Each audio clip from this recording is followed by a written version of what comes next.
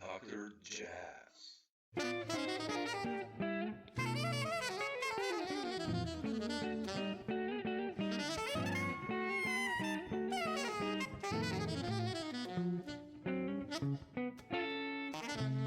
Where are you? Dr. Oh, Jazz. I'm in Slovenia, Europe. I don't know. Have you ever no been here, kidding. or What's that? you ever played here? I don't think so, right? I am in Paris. Oh, you're in Europe. I didn't Yeah, know yeah. that. Yes, see the Eiffel Tower there? No, oh no. But you get the point. Yeah, yeah, yeah. I am in Paris indeed. Oh, Uh, wow. I go back and forth between Paris and New York quite a bit these days. But my Really? wife is French, and we have two kids. Okay. And so with that, then there's a lot of more people whose schedules to consider. So, so Interesting. these days we've been a little bit more Paris focused, just because the education is a little bit better here. Oh man, the social system, the social welfare, France. I mean, that's Also, you yeah, know, yeah, top yeah. 10 probably, I guess. I mean, compared to Maybe, the States, that's like even, oh yes, yeah, yeah, yeah. It's crazy here. Yeah, yeah, yeah. Of it's course, I was reminded of this because I talked to someone who had just most recently moved here. But I remember this when I was starting to go back and forth. You know, in New York, if you say you're an artist, people will be like, "Oh, I'm sorry," you know, like, "Oh my God, yeah, that's yeah. rough." Whereas in Paris, people are like, "Wow, you're an artist. That's amazing." You know, they don't look at it like, "How are you going to make ends meet?" They look at it as like, "This is an amazing thing to have creative expression to be the focus Mm, of your life." So, yeah. so yeah, I don't know how it is in Slovenia. Yes, I mean, I teach. If I just would make a living from playing music, I don't think I would make it. I mean, I Mm. would have to play like all these commercial gigs I used to do Oh, really? years ago. What's your instrument again? I play guitar, so Okay, cool, you cool. know. I see. You got sick of the commercial work. Yeah, I mean, I've played in some pop bands, and I did the hotel gigs like every one of us, and brunches, but the last 15 years, I'm just doing my own music, Great. I teach. I love teaching, so it's just, instead of doing brunch gigs, I rather teach. So I got sick of that shit. So Fair enough. Yeah, yeah, yeah. No, it's yeah, totally understandable. I mean, because when you teach, you're at least focused on, the being the best artist, talking about artistry and yeah, stuff like this. yeah. It's You're kind of so contributing to the, education of the new generation or whatever, spreading the knowledge. And absolutely. well, those gigs, I mean, don't get me wrong, like those gigs were good when I was young, but learn all the standards and stuff like that. But just like at a certain point when it's like, oh, okay, Yeah, we're, no, no, no. you know. I totally get the dilemma, and I played a brunch gig or two back in my time. So, I mean, you've been doing original music mostly. I mean, all of CDs I have you on is your CDs actually, except two or one, I think, by Jeff Williams, which goes way back to the early 90s, right? But that's right, man. Okay, yeah, you know, that's exactly right. Yeah, I haven't played someone else's music other than standards, yeah. and then I usually the most I've ever played standards recently was during COVID, where I was I was stuck in a green farm with a lot of crashers, and there were cows, and so I would play standards for the cows every night. That was my nightly gig. They were a great audience, man. I've had many worse audiences amongst humans. Oh, excellent. Yeah, cows really dig Moon River and stuff like that. So They seem to, yeah, yeah, exactly. I played that one. Yeah, they seem to really like it. They just sat there and they listened attentively. yeah, yeah, Anyway, no, but I do. But you're absolutely right. I've been focusing on my own music principally since like 1995, yeah, yeah, yeah. which is I guess like yeah, like 30 30 years ago. years. So, Yeah, yeah. Yeah, I remember. I bought. I'm a guitarist, so I bought that early stuff. Explosion, I think, was my first one that I bought, which wow. since he had Monder on it, right? So. Yes, of course. And since then I've been following it, like following you. I've played with John Hollenbeck quite a lot, so I know you Oh, played with wow. Hollenbeck, and Very so cool. we kind of played with many of the same people actually, almost. And Okay, all right. You ready to play Hemispheres, man? Did you take that one down? no, no, I do not want to do that. Okay, That's well, crazy. No, it's insane. It's. yeah. I want to go there later with about Ben also asking you, and Absolutely. I love talking about Ben. He's one of my favorite people ever on the oh planet. man, But I want to start with the new record. I mentioned Explosion, and there goes Satoshi, and I mentioned Jeff Williams, and there's Kevin Hayes. So I first want to talk about these two guys. I know you go back like what 30 years almost, or Absolutely. Well, Kevin, Kevin, with both, I go back way more. With Kevin, I met him 40 years ago, it would be, because we met when we were in high school, because we were like in the jazz, like juniors, if you want to use a tennis analogy or something like that. We were both sort of prominent in the high school jazz world in America. And we met in, there was a competition in Florida, which Rufus Reed was somehow like he was taking care of it. Anyway, that's where we first met when we were seniors in high school, and then we stayed in touch, and we had a real affinity, a deep affinity. I mean, I should say that Kevin was, like, I mean, anyone who knows Kevin's name isn't as widely known as it should be a household name, I think. yeah. Instead of some other people that are household names, I think Kevin's one of the greatest musical sort of talents of his generation, and even at that age, he was playing so well. He was like Herbie, man, like, but better. It was like, and he was 18. It was crazy, really. He swung so hard, and crazy ideas, technique, everything was there. He just had an intuitive sense of things, and I was a much more adventure. I think I had a much more of an attachment to originality and sort of architecture of music and composition. It was, even from the start, it was like that, like Kevin was like a badass. He was the greatest straight ahead player. And I was like, I could hold my own sort of with those guys. I have a tape of myself playing with Kevin, Scott Colley, and Bill Stewart from the 80s, man. like tunes. And we just played tunes. And those guys, I was just like, those guys were killing it, man. We played like, just like If I Should Lose You and different standards. And then we played one of my tunes called Conceptualysis, which was very polyrhythmic and crazy. And that was another thing. But like, man, if I had to be honest, I was lagging behind those guys on the playing tip. I mean, Yeah, those guys were just three like, of the greatest on their instrument. yeah, they were really like, man, they sounded great, And so that was I was very privileged to be keeping that company, and I was like the crazy one who was like, they gave me a pass because I had like crazy ideas and stuff. But and so that was, but anyway, that was with me and Kevin. And then Kevin went on to have a very illustrious career in jazz, but we continued to play together regularly. I mean, I was doing my really, really abstract music. And Kevin was originally involved in that. We did a recording called Shores Against Silence, which was recorded in '92 with Larry Grenadier and Tom Rainey. Oh man, I have to find this. Oh well. This was released in 2016. Oh shit, really? I have to find it. Okay. But it was recorded in '92, and it has the piece called "The Paw." I think you might enjoy it if you're like understanding the breadth of my whole thing. Yeah. That was the first recording I did with Kevin.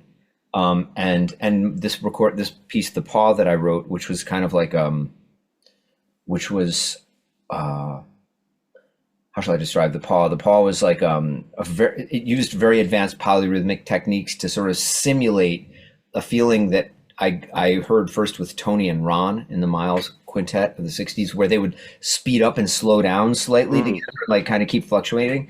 I was like, wow, that would be cool to be able to capture that compositionally. So what I did was, I'd have a steady beat. I mean, I wrote this 35 years ago, but so I would use tuplets, sevens, da da da da da da da da da 1 2 3 4 5 da da da da da, and then I thought of the fives as tens and went to nines, etc. Yeah. And I used parts of those tuplets to create a kind of written out retardando. And so that everyone could like retard at the same time together. And then over it, I kind of created a canon of a thing that was getting faster. So there's this. Oh man, I have to listen to this. Wow. And over it, there's this kind of like chill melody, which I guess was the beginning of me being cheeky and melodic at the same time that I was very, very rhythmically, doing very rhythmically sophisticated things. Yeah. So, but anyway, that record featured Kevin. There's a lot of really, I'm really proud. Kevin and I were like brothers. we fought a lot during that session, and I was really upset. And as a result, I played much better than I usually did. So so it's worth checking out. We did. I was into contrafacts at that time, Oh yeah. trying to create analogies between the pantheon of Greek gods, because in the Greek mythology, gods sort of like represent attributes of humans. Yeah. Yeah. Yeah. You have Hephaestus, the worker. You have Venus, who's the beautiful like embodiment of beauty, etc. And I was like, why do we play these? Why do we return to these standards all the time? Why the blues? Why this? Why that? Like, why do we do it? What about humanity do these standards express? In fact, is there some kind of fundamental thing? And so I did a series called the Mythology series, and one of which is called Hephaestus, which is a contrafacts on a very abstract contrafacts, which you might enjoy on Don't Mean a Thing if They Ain't Got That Swing.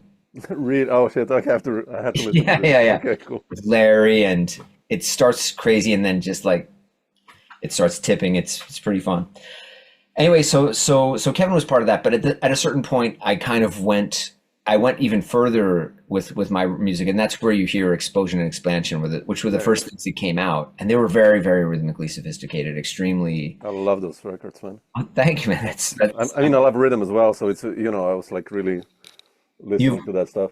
Oh, really? Yeah. Well, Odd meters and stuff. I'm really into that. So oh, cool. Yeah. I mean, it didn't even have odd meters in it. That record. I mean, there were some, but not much. Like a lot of stuff is in 4/4 on that record. Yeah. But but it is very rhythmically engaging and interesting. But so I started getting into that, and then it was like I think at some point it became a little bit too much for Kevin, because like he's a brilliant natural musician, and by the way, one of the best jazz readers like walking on the planet. But my music is like so crazy, and of course I left out my piano concerto, where I wrote him a piano concerto, but it was so difficult, and he was trying to stay off the road at that point, and I had him practicing my piece. It was really intense, and he actually injured himself practicing my piece, which was really uncool.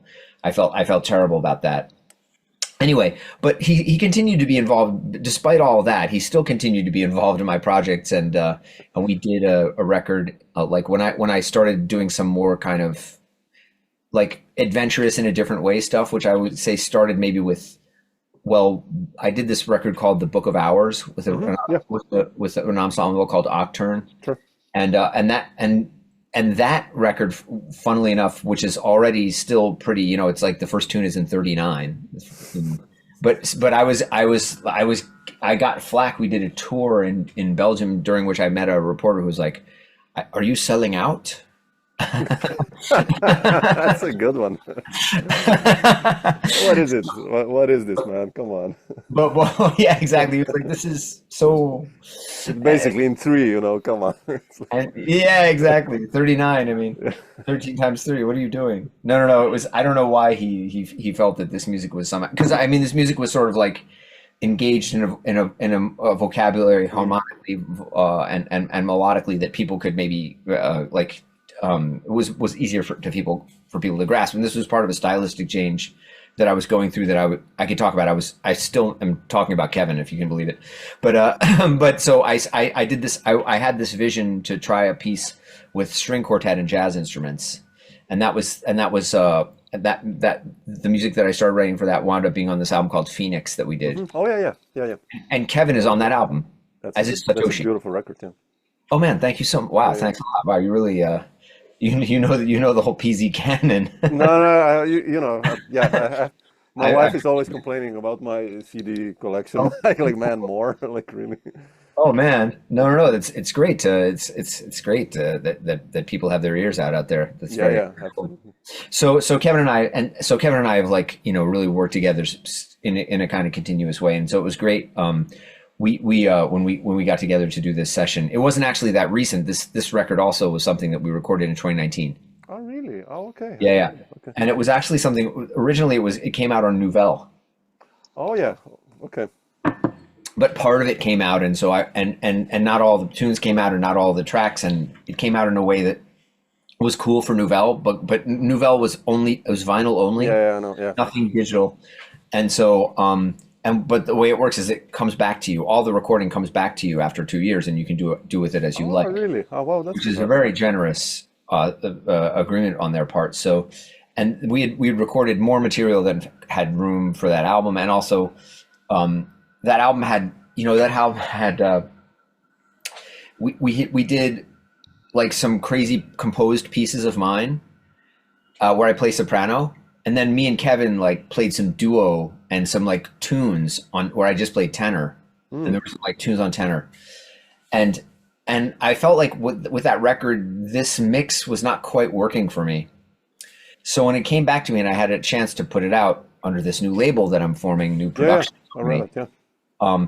I rearranged it a little bit so that I put all the soprano tunes together, because my soprano voice is very different from my tenor voice. It's like it's very sunny Yeah, and my tenor voice is, it's like I call it sunny soprano and tragic tenor. yeah. It's very dark. Yeah, I mean darker. I'll put like And that. I have no technique anymore on tenor, which was kind of a conscious choice. So I only play slow. I can't play fast. So it really, whereas on soprano, and the reason I made this change is because I started playing more with string quartet, and playing with strings, the valence of the horn, like the soprano has a lightness that allows you to like blend with the strings, whereas tenor doesn't really have the same. It sticks out. It's just not really. It's too heavy for that. Yeah. For that. So anyway, so that's how this Songs of Innocence came about, because these are the soprano leaning tunes, and they are, but they're all from the session that we did in 2019, and there is for your listeners only to know, there is going to be a pendant album released later this year called Songs of Experience, Okay.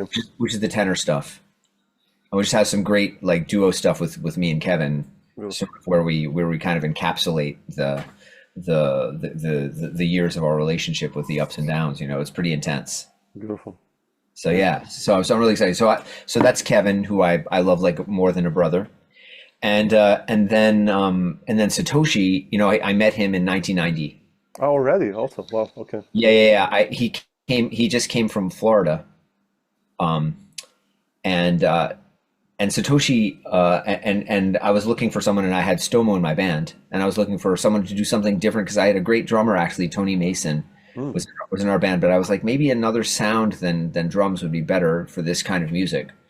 So we tried Satoshi, and we loved working together, man. Just from 1990. So, but I mean, ever since, like, Satoshi's been on the most of my music of anyone, I think. I pretty much involve him in any project. We just played last week. Oh, really? Wow. Yeah, man. We played last week, and we had a whole week together. We played 3 gigs, several rehearsals, and it was fantastic. I mean, it's hard to define what's so special about him, but everyone who plays with him just realizes he's such a sensitive, Yeah, very open and yep. very open, but also he has his own sound, and it's really his aesthetic, and he always brings it at the gigs, man. He always sounds so great, and really, it's just so much fun to play with him. So yeah, but he's been involved in all my concerto projects, many things I've done that are crossover, many of my albums. He's on one cut of Shores Against Silence as well. He's on that 1992 record. Okay. Well, okay. Recorded. There's one thing where he plays Udu Pot. Oh, really? Okay, sure. Yeah. Wow, He's beautiful. 3 Dreams of Repose. So these guys are like, man, they're so interwoven in the fabric of my life and my development. I mean, I owe a lot of what I have to those 2 guys. Yeah. It's like a fantastic thing for me to have some albums coming out with them on it. No, it's a beautiful. I mean, listen today to that 60 Morning side, like the 11, and it's like it reminded me of Oregon, like Paul McCandless kind of vibe, like this like. Everyone's saying Oregon, man. Since you're a listener, can you tell me what should I listen to of Oregon? I'm like so woefully ignorant of them. I mean, I would listen to the 70s stuff, like basically all the 70s. Okay, with copy that. Colin Walcott still, and all those early albums. Okay. what's their names? Shit, Distant Hills that's on it, and Okay. Aurora. It reminded me of one tune, Aurora, called. Oh yeah, Yeah, yeah. I think it's I'm like gonna in check that out 11 for sure. also. Well, wait, No wait. shit. I'm gonna check it out. Yeah. Oh, I oh, Distant Hills and Winter Light. Yeah, those two records, man. You should check them out. They're okay. I'm beautiful. going to Distant Hills and Hills Winter and Light. Winter Life.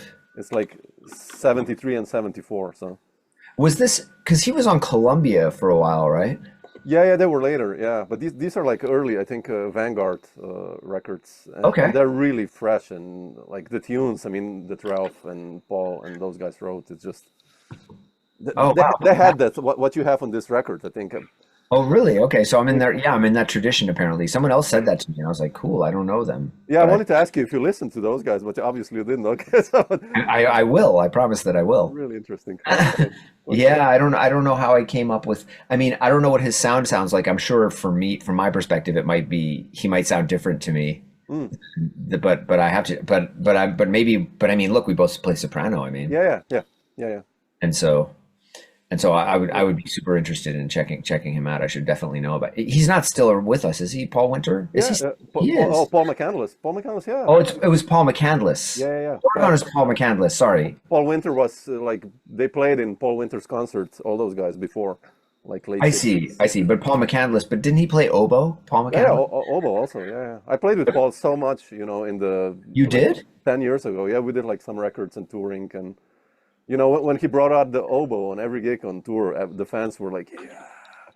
Are you serious? No, I'm serious, man. And we played my own original music. And then people came after the gig with, Oregon LPs and he had to sign them. And No way. it was like amazing. It's like the Wow. oboe, like, man, like, People loved the oboe. oh man. But there's not many oboe players. The only other one I know is Kyle Bruckman, from the West Coast. He's a great oboe player. Really? I don't know him either. Yeah. He's a great composer. Yeah. Carl Bruckman. Kyle Bruckman, yeah. Okay. Yeah, yeah, it's true. Oboe's even Obscure, used in jazz than bassoon, I'd say. Yeah, exactly. Bassoon, you have like several bassoonists, Yeah. but oboe, not so much. Such a nice. It's not. It's really quiet, right? So it's playing with drums. It's It's really weird. hard. I mean, Okay, the drummer really has to be sensitive. Like, I see. But I'm sure he hired sensitive cats. yeah, yeah, yeah, yeah. We played like really, really nice music, and That's fantastic. So yeah. he's where is he based now? He's now on the West Coast, like somewhere near San Francisco, I think, Paul McCandless. Oh But he's wow. like around 80, I think. He must be. After COVID, I haven't seen him anymore. So I see. I think he's still playing actually. So Huh.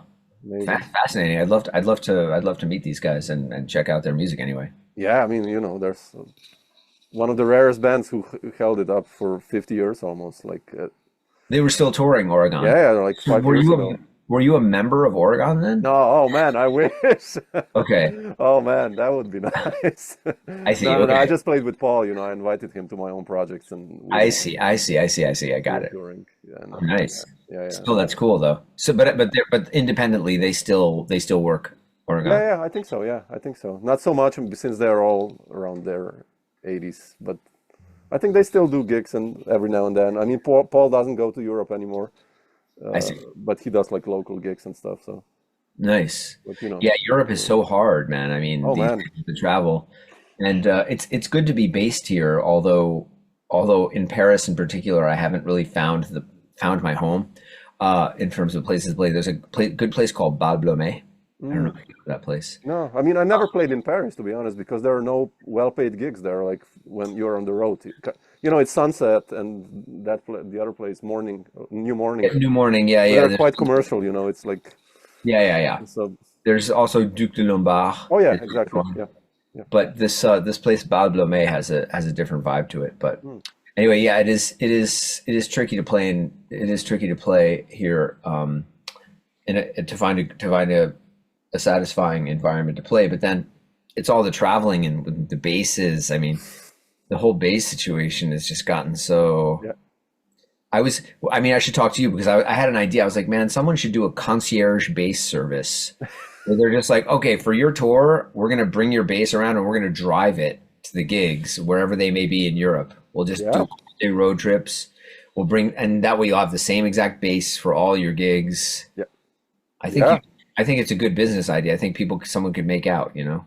It's terrible for bass players. I mean, I can just imagine, you know, getting a new guitar on every gig because sometimes Yeah. you get like the shittiest instrument and you have to Yeah. kind of make Yeah. it sound okay. You know, so it's harsh for bass players. I mean, that's why you did this album without a bass player, so it makes sense. So. I actually like that there's no bass player, even though I love bass players. But it creates so much space, you know. Like Yeah. I don't know why. I don't know why we did that. And I mean, again, I'm in a lot of other people's like footsteps doing that, like with the Furzel yeah, stuff and everything like that. But so it's a well-known thing. But I don't know exactly why we started playing trio like that. But that was a thing for a while. Because I mean, some of these pieces were originally written for classical musicians as well. And so then there were duo versions and then there were trio versions, but you know, classical musicians don't know, classical pianists cannot play with yeah, with rhythm section, a complete rhythm section. That doesn't really work. yeah. So I think that's kind of how it came about, because this music is still very written. It's like very, very difficult. It's just very written. It's written in a different way than most jazz, I think, also, because the notes are kind of specific in a lot of places. And so the piano chair is always the hardest one in my band, you know, Yeah. because 11 is like not a problem. You know what I mean? That's not the problem. It's Yeah, just the this and the that Yep. and the polyrhythms, and you know what I mean? Like that whole combination causes a lot of problems. So That's really heavy. Yeah. Yeah. I wanted to ask you this. I read like the compositions were influenced by William Blake, and you know, I studied poetry, so I'm really curious in what sense did this influence you, or how, like, well, again, like these, you know, I thought this came to me, this idea of Songs of Innocence and Songs of Experience, but which is William Blake yeah, has a set, Songs of Innocence and Experiences, that was released in 1789, if I'm not mistaken. Anyway, you know, this matching with Blake's poetry was actually a bit retrospective, because I was thinking about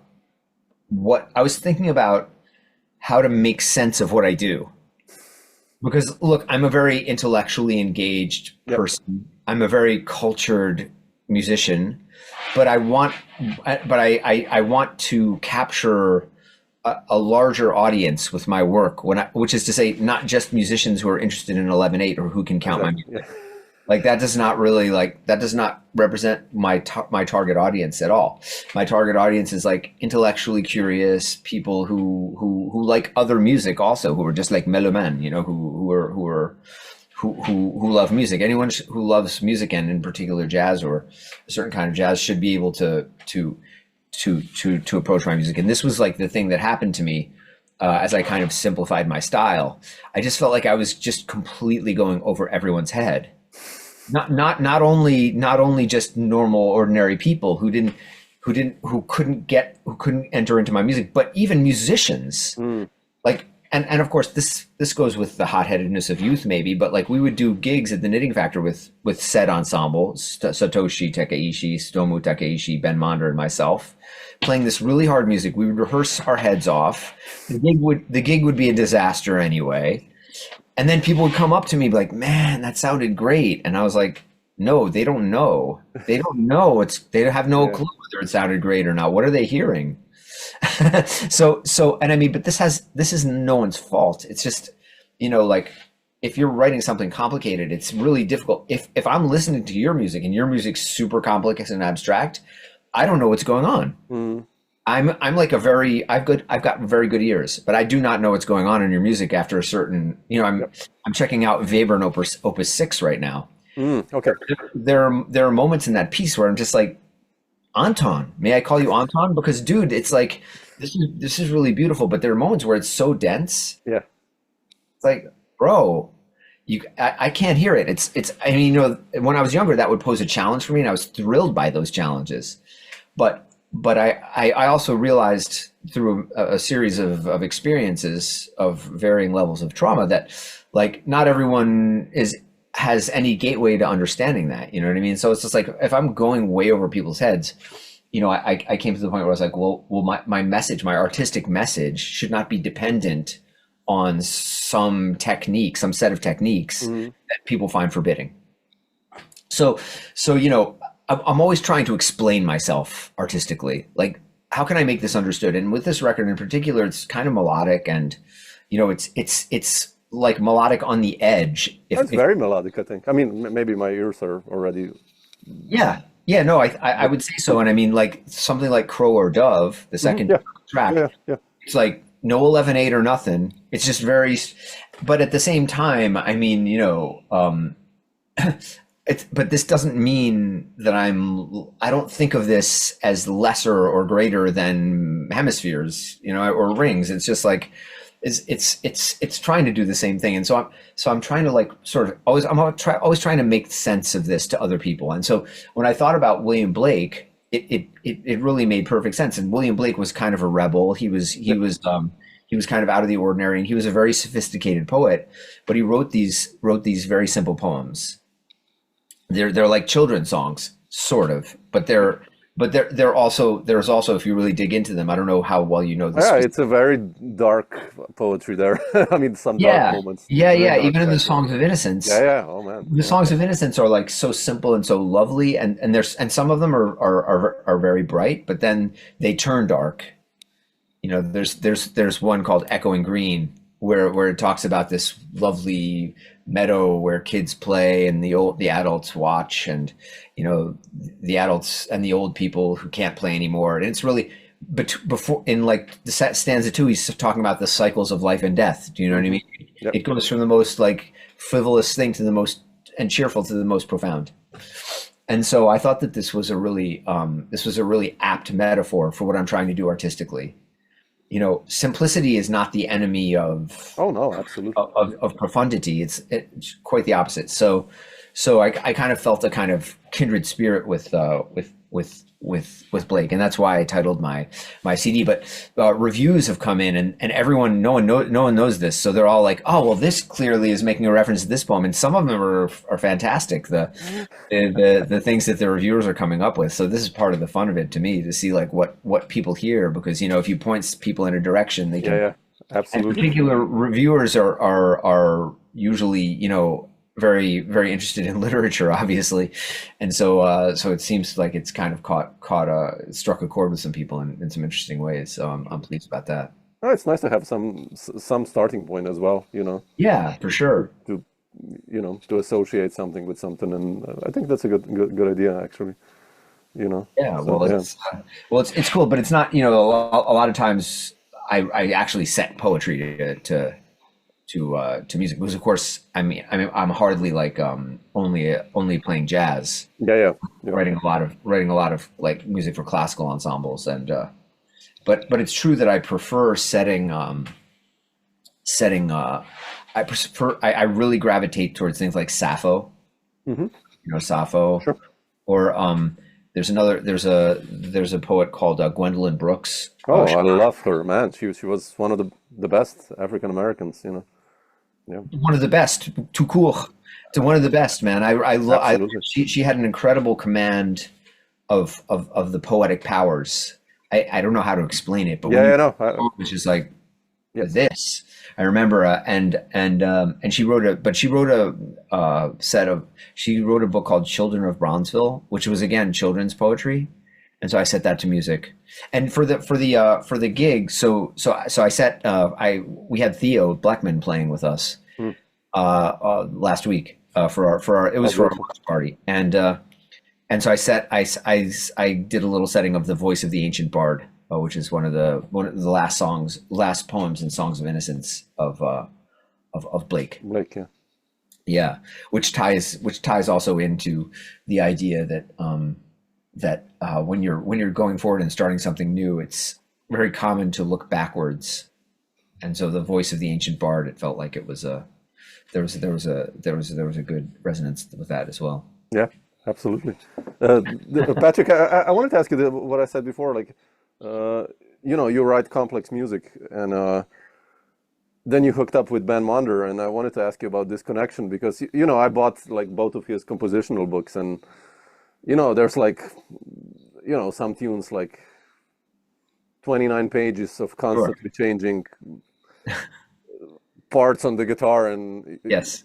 like how have you hooked up with Ben and playing with him? And Ah, have you ever yes. played his music, by the way, also, or Well, tried at least? I'll put it like that. well, It's but Ben's music doesn't often feature saxophone yeah, yeah, as yeah, yeah, part yeah. of the ensemble. But Ben's another person that I met very, very early on in New York. It might have been like 87 or 88. Really? And Wow. Okay. he was playing at Augie's.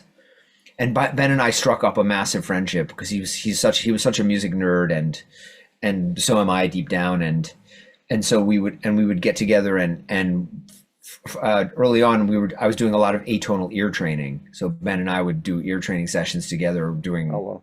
That's cool. circus tricks kind of ear training stuff to really develop our ears for chromatic music.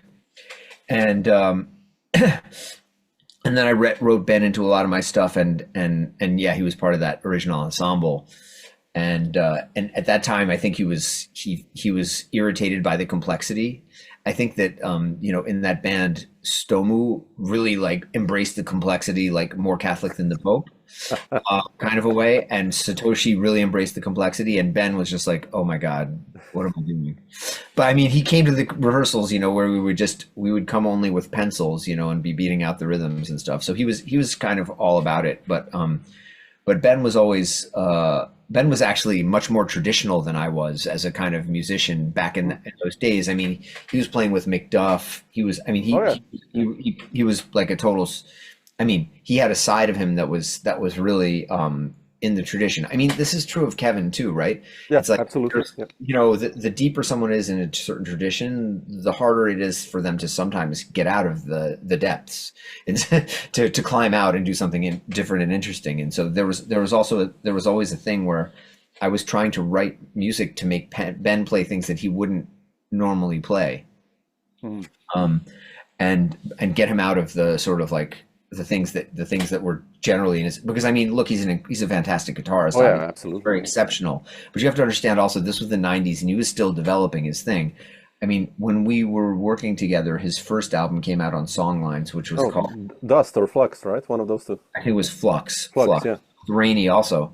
Yeah, yeah. Oh, with Rainy Jim played. Black and Drew. No, Drew, it was Drew, and I want to say Tom Rainey played on his first album, but you can double check me on with that Hmm.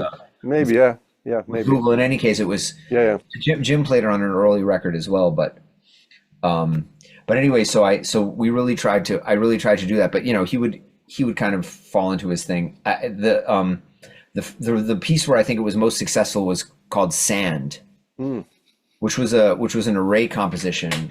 I don't know if you're familiar with that term from 12 tone theory. No, no, haven't checked that This out. was something I was really big into in the 90s because I loved Milton Babbitt. I don't know if you're hip to Uncle Milty. Just the name, yeah, yeah. Okay, well, Uncle Babbitt was a post-serialist composer. He was in Yeah, the Schoenberg continuum. okay. So what he did was he tried to like extend the idea of 12 tone row Hmm. to also things like rhythm Okay, and things like dynamics, and he did some stuff that's like insanely abstract I have to and check it out. no one really liked except for me. I might like it then.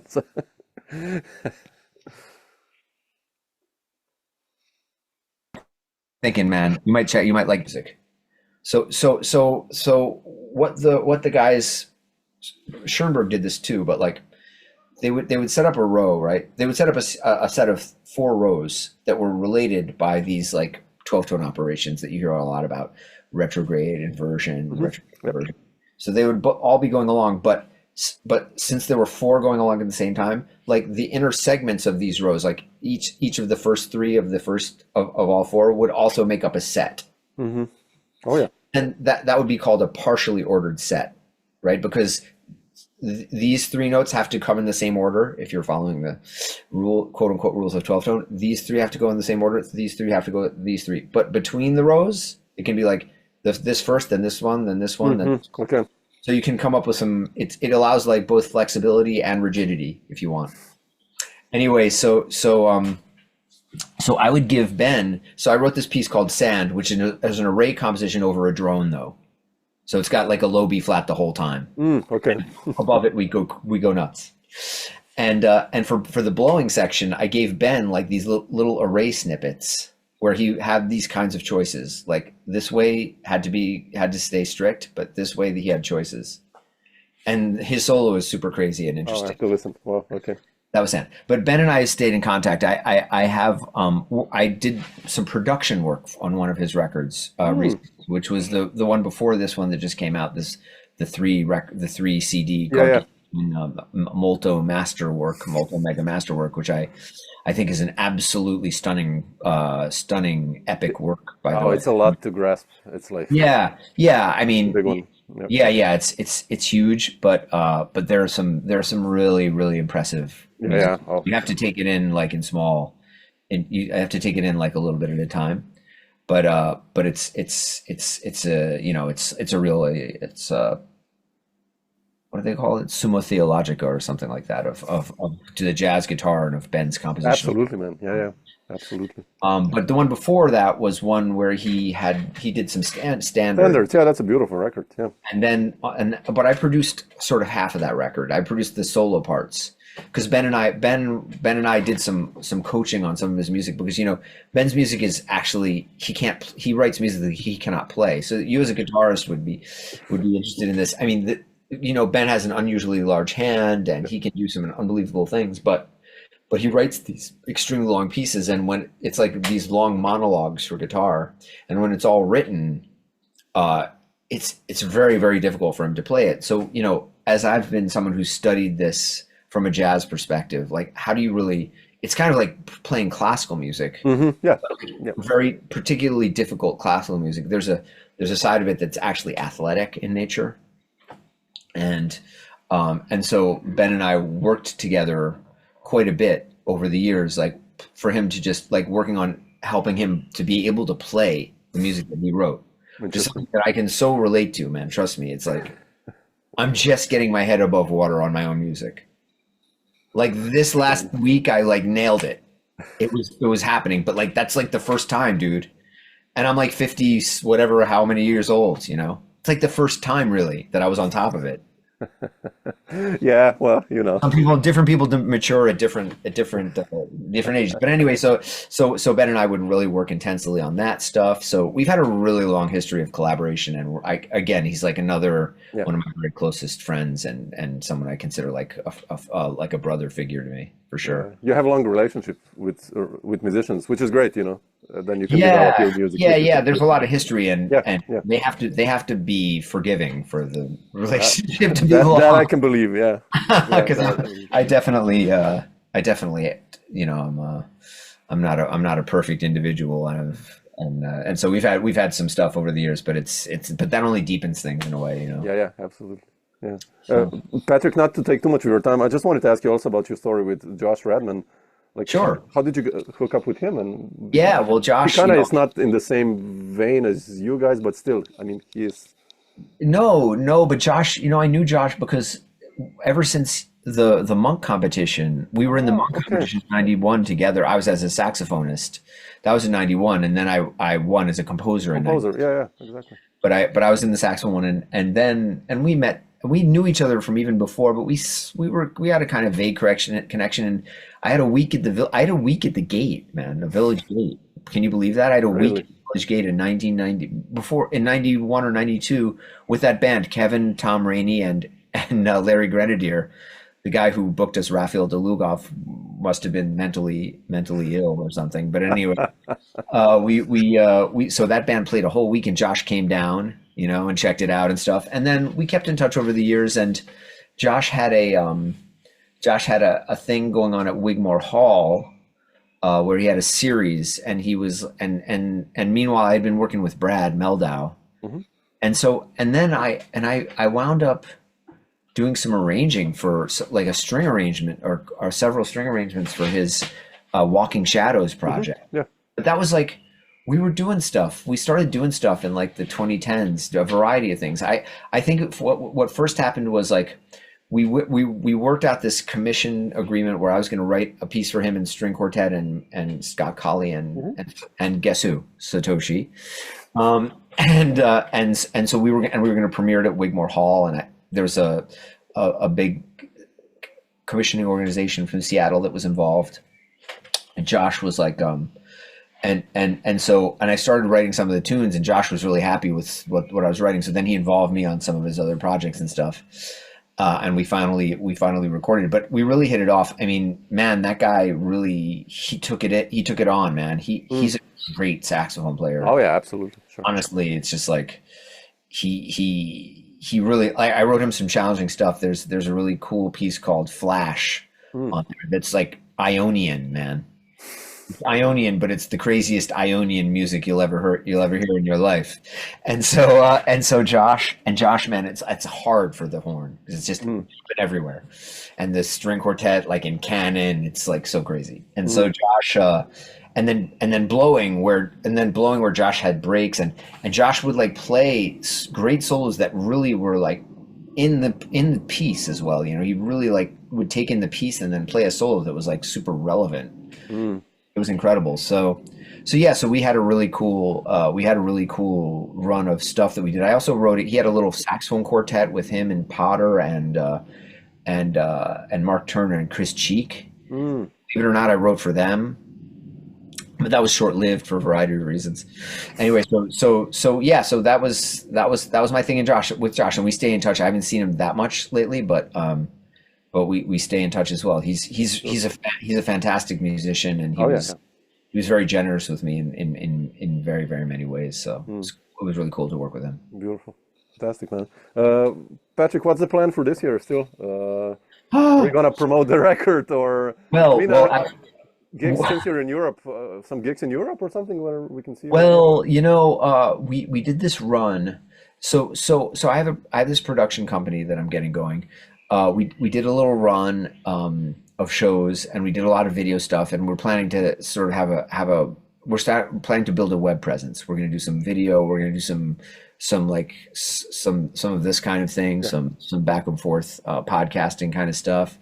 We'd like to start some educational wing because I really value education and that thing. I haven't been doing much of it at all. I just wrote a 60-minute song cycle for a 150th anniversary of the U.S. thing upcoming in 2026, and I have many actually commissions bubbling in Europe with a guy named Joran Herman. Do you know Joran? Joran Herman is the piano player. Sure, he's in Paris, right?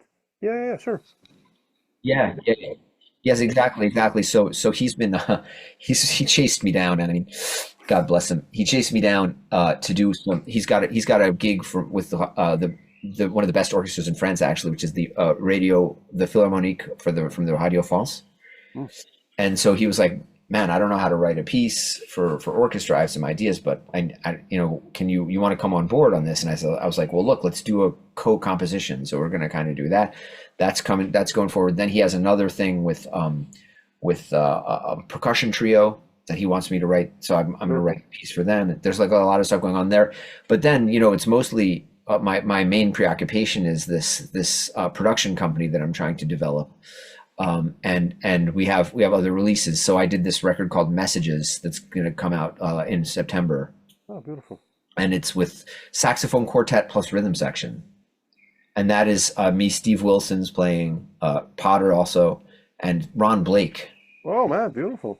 And and Ed Simon played piano, Scott Colley, and E.J. Strickland played the drums. Wow, okay, that's a killing band. Yeah. Interesting combo, but okay. Yeah. Well, it's I'm really proud of the music. We recorded that last year, and we got a Copeland award to release that. And that's partly how I got the impetus to start this production company that I'm doing. So we're going to release that, do some concerts in New York around that in September, and then Songs of Experience is going to be later in the year. And there's a lot of plans for 2026, man. There's like a ton of stuff going on. So I'm trying to eat my Wheaties. You know what I'm saying? Yeah. Fantastic, man. Beautiful.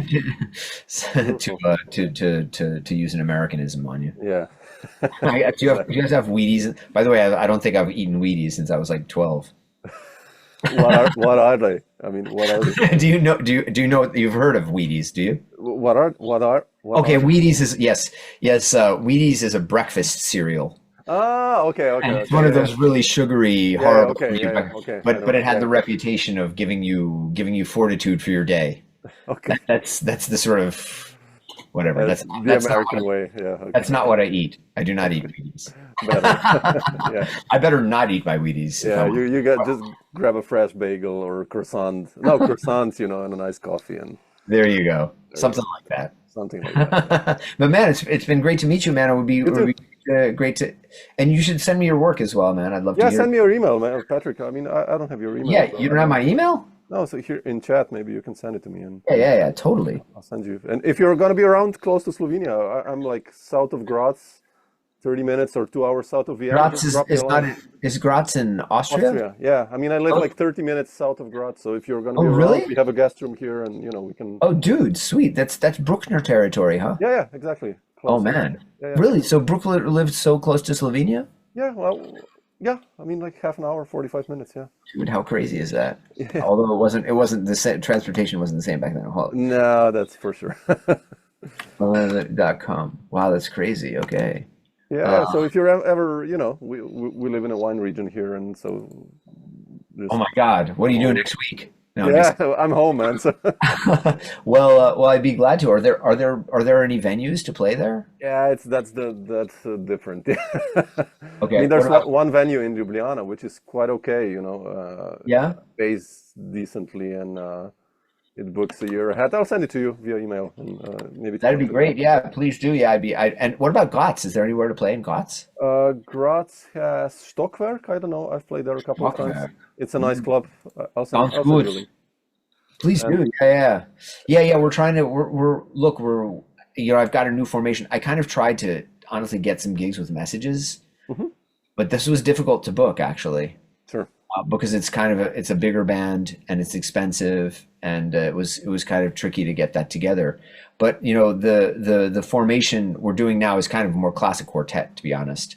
We broke down and added bass for the Nice. Yeah. and we did a bunch of stuff. We had electronics and string quartet and Theo thing, but I would tour with a quartet if I could. Oh, We're gonna maybe try to get something organized for maybe next year. yeah, there are gigs. I mean, in Vienna you have Porgy and Bess, and Right. Bimhaus in Amsterdam. It's quite near Sure. to you, and Rotterdam has Lantaarn Venster, which is like fantastic. And What is the Rotterdam venue? I'll send you. I'll send you. Yeah, please do, man. I mean, these are really nice gigs that actually pay some decent money that you can pay for the tickets and stuff like that. I mean, I've done these gigs and touring, and so these Nice. are Are you well-paid gigs. are Yeah. you performing coming up? No, I mean, we have a 2-year-old daughter, so I kind of don't want to gig so much, now. I try to stay home. Congratulations, man. Thanks. Bravo. That's I fantastic. love it. I'm like, Yeah, I man. had a really long tour 1.5 years ago, like 18 gigs we did in 18 days, and it was just, I was like, shit, man, I want to stay home a bit and just teach and, play music, record. I do a lot of remote recording. I have a studio here, Oh, and nice. so Very nice. Well, that's cool. yeah, That's cool, but I can completely understand. Yeah, no, once you have a 2-year-old daughter, you don't want to leave too much. no, exactly. So, That's so sweet. yeah, yeah, so Good for cool. you, man. Thanks.